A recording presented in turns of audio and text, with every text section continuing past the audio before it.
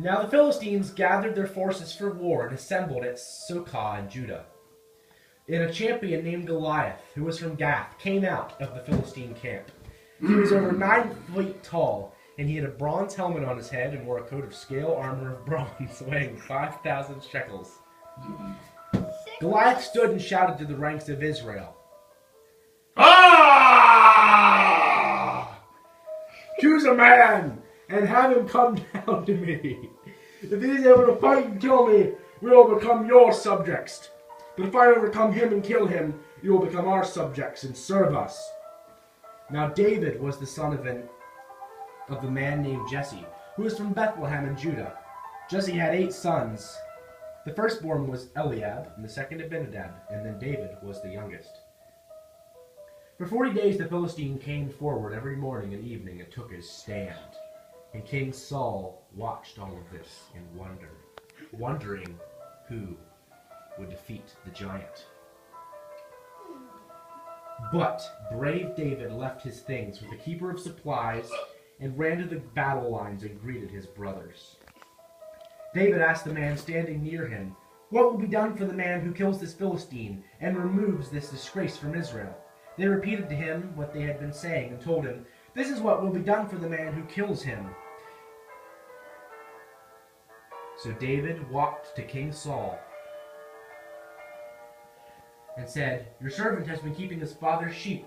When a lion or a bear came and carried off a sheep from the flock, I went after it, struck it, and rescued the sheep from its mouth." Saul said to David, "Go, and the Lord be with you." And he dressed and showed David to his armor. And David put on the armor of Saul, starting with the shield.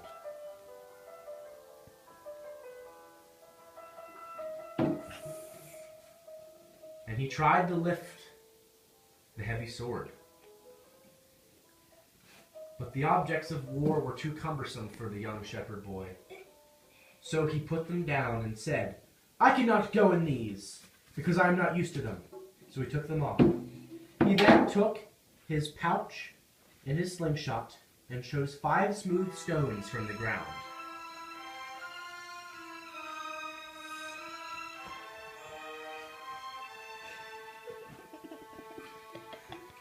Right behind the giant. And David said to the Philistine, "You come against me with a sword and spear, but I come against you in the name of the Lord Almighty."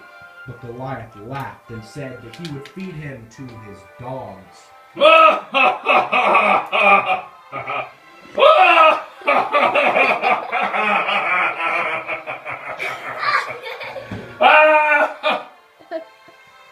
But David did not get rid of his courage.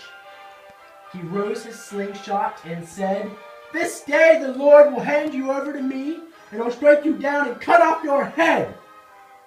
And he swung his slingshot, and he let it go, and Goliath crumbled.